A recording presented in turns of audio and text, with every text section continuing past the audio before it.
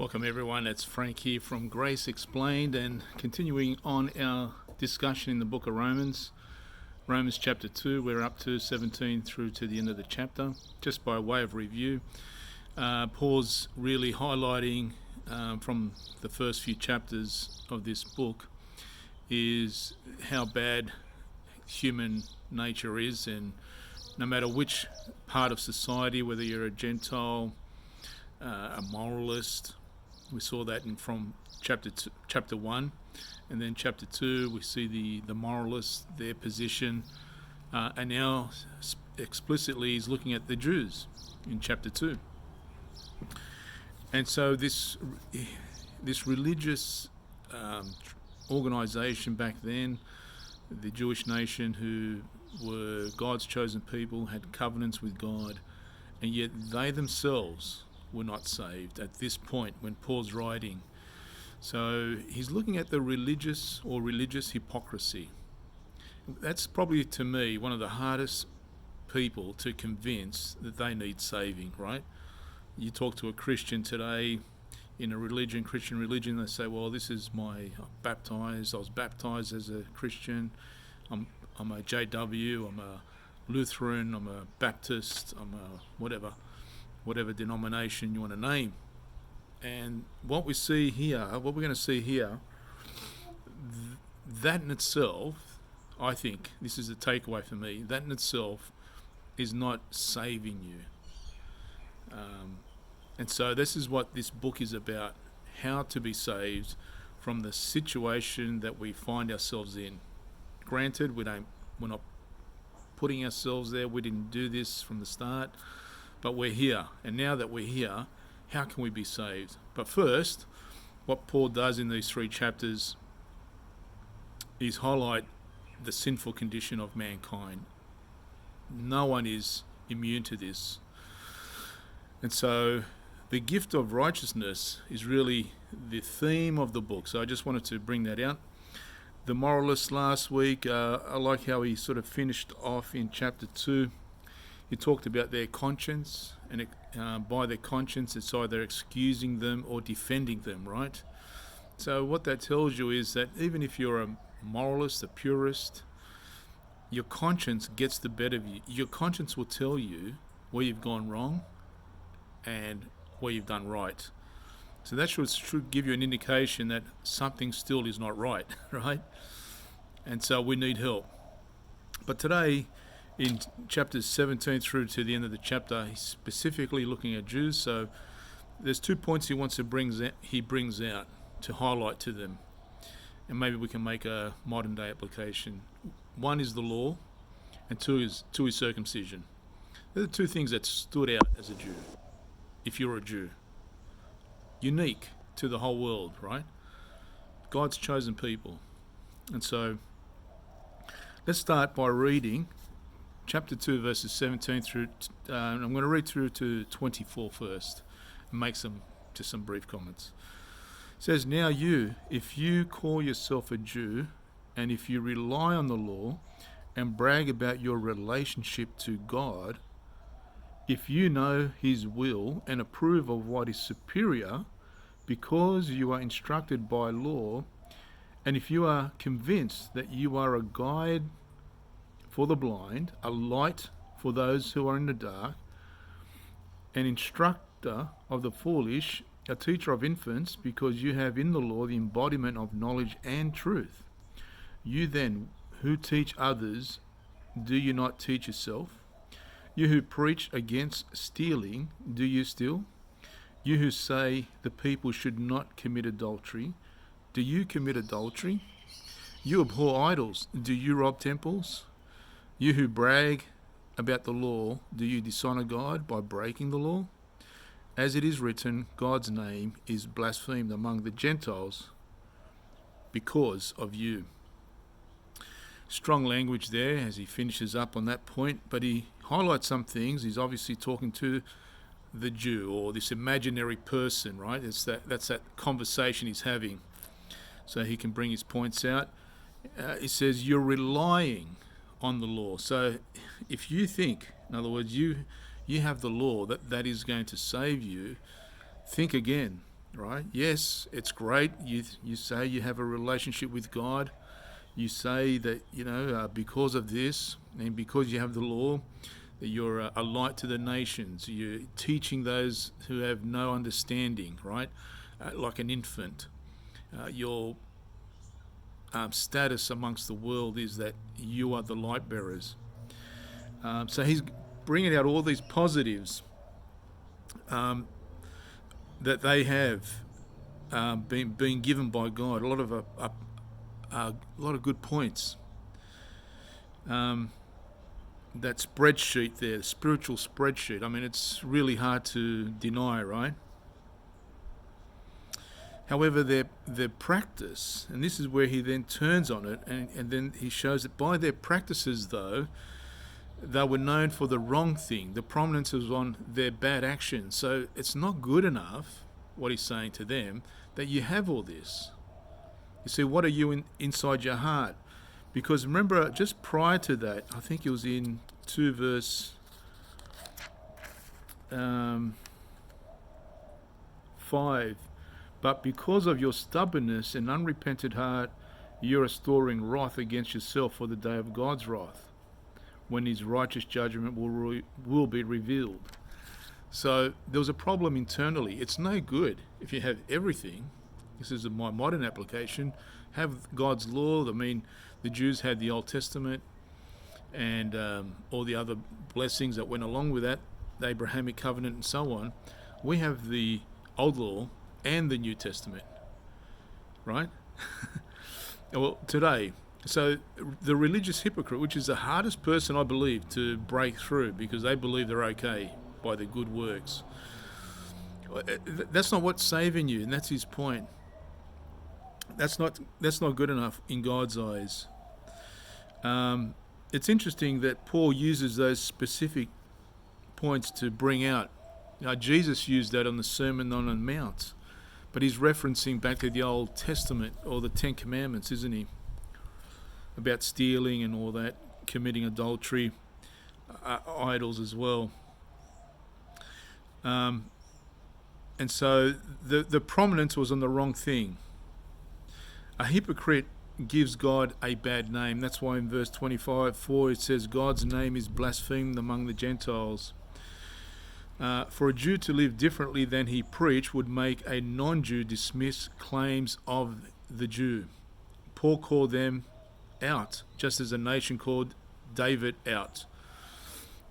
So that's a very important point to remember. Paul called them out. Remember when Nathan spoke about David's sin, how that ridiculed the nation to the Gentiles because he was the king. He should have been a leader and not gone down that part of committing adultery and then committing murder. He should have been strong enough as a leader, but he wasn't. And so his actions sullied God's name. It didn't help God's name at all. And same with today as well. Christians can actually sully God's name or put it in a bad light among the nations just by their actions.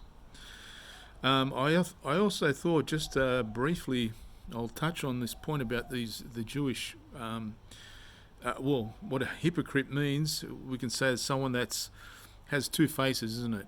A hypocrite. But the word Jew, in this sense, comes from the word Judah, and I think it means praise to Jehovah or praise to Yahweh.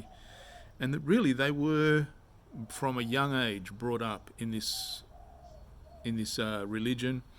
They knew the Shema at 3, the Hallel at 5 years of age, the Torah. They started reading and writing the Torah at about 6. Bar mitzvah for the boys at 13 and for the girls at 12. And so they were full of God's law. They had it. They had the heritage. They had the lineage. They had the understanding. And so Paul's saying all that is not saving you. And same with you can adopt that as a Christian today, or if you're part of a religion, Christian religion, JW, doesn't matter, whatever you think, whatever you want to call your denomination, that's not going to save you. No matter how much history you have, how much understanding, it's a good thing. Paul goes on to show in chapter 3, it's to your advantage, But baptism and into a religion is not saving. And that's the point you want to think about.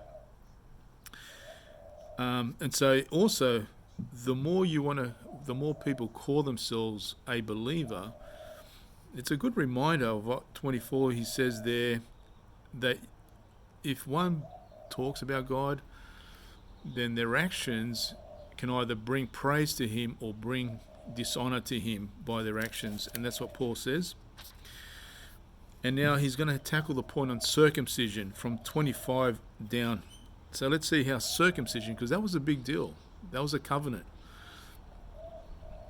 Remember in Acts chapter 15, the Jews said to the Gentile believers, Jewish believers said to the Gentile believers, yeah, it's good that you believe in Jesus, but you need to be circumcised to be saved. Acts 15:1. So it was a big deal, right? Here we go. Verse 25. Circumcision has value if you observe the law. But if you break the law, you have become as though you had not been circumcised. If those who are not circumcised keep the law's requirements, will they not be regarded as though they were circumcised? The one who is not circumcised physically and yet obeys the law will condemn you, who, even though you have a written code and circumcision, are a lawbreaker. Wow, that's powerful, isn't it? A man is not a Jew if he is only one outwardly, nor is the circumcision merely outward physically. No, a man is a Jew if he is inwardly, and circumcision is circumcision of the heart, by the Spirit, not by the written code. Such a man's praise is not from men, but from God. So sort of, in a way, there's a bit of sarcasm in here, the way he's sort of presenting this to this imaginary person he's talking to, so he can bring his point out. But what is he saying? He's saying that, it's great that you're circumcised, that's fantastic, but that's not going to, but that's the wrong perspective if you're looking for outward signs, because an outward sign means an inward change, right? So that sign meant there was a commitment to God with his covenant. But the ritual of circumcision was meant to point where? It was meant to point to the reality that you're following God. But if you have the ritual that points to the reality of following God, but you do not follow God, and that's the key, all you have is an empty ritual, right? So just to have the ritual of circumcision as a sort of insurance policy against God's wrath is not good enough.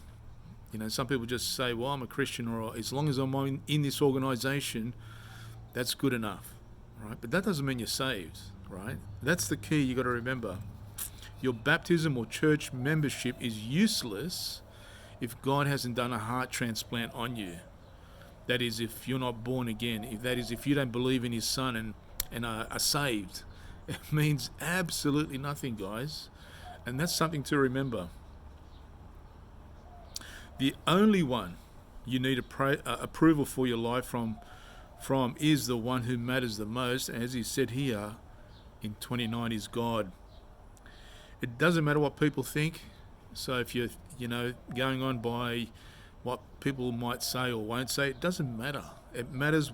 What matters is what God thinks of you. So in Romans 1, just to conclude, Paul shows that no one is so bad that he can't be saved. In Romans 2, he shows that no one is so good that he doesn't need to be saved. We all need the same thing, and that's God's grace.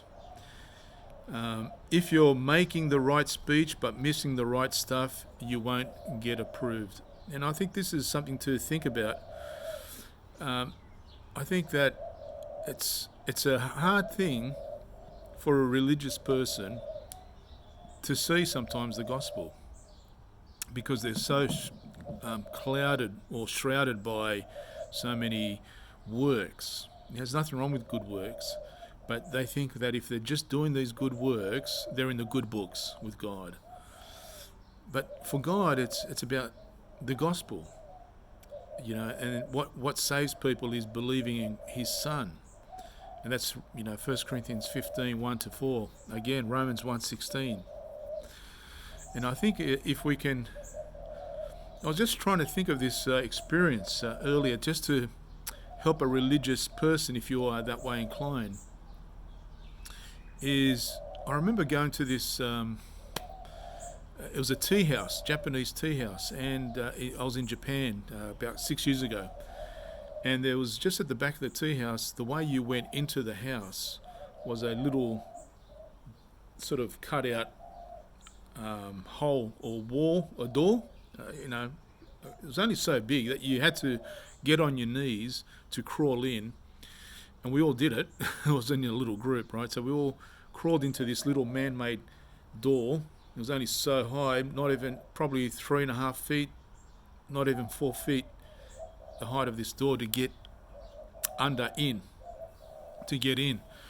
And the purpose for it, the lady was telling us, was that the way was so small, and she said because the warriors would come in, the samurai with their swords and all that, they had to remove everything.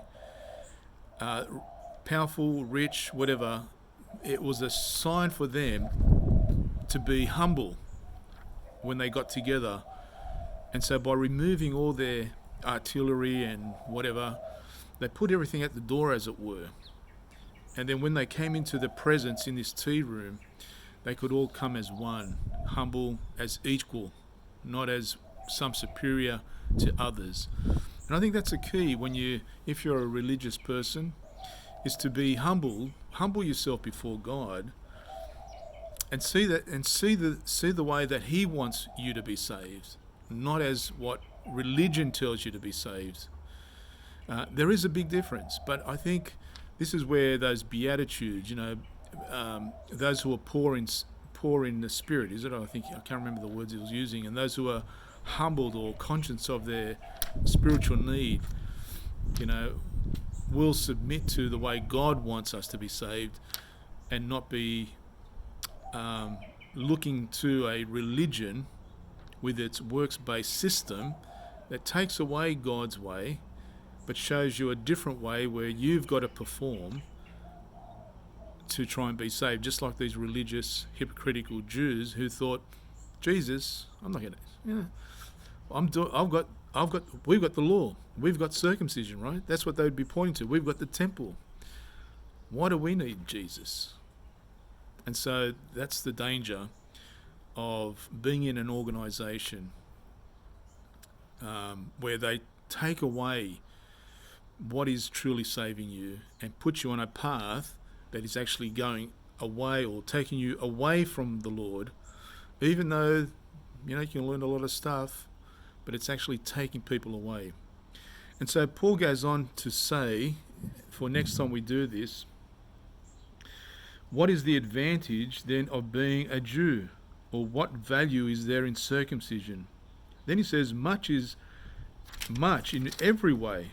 First of all, they have been trusted with the very words of God. So there's this balancing act, and that's where I think religions help, if you're in a Christian religion, is that just like the Jewish religion, there's a balancing act between what you know that gives you a bit of a head start, doesn't it? And I think Paul talks about that in Corinthians, about a married person married to an unmarried person, right, who's in the Lord. It sort of sanctifies them in a way. It gives them a bit of a kickstart into the right direction by the fact that they're with somebody who is a believer. So anyway, I'm going to leave it at that, guys. Thanks for your time, and we'll look forward to hearing your comments, I look forward to reading your comments on it and see what you have to say about Romans chapter 2, verse 17 to the end of the chapter. Thanks again. See you again.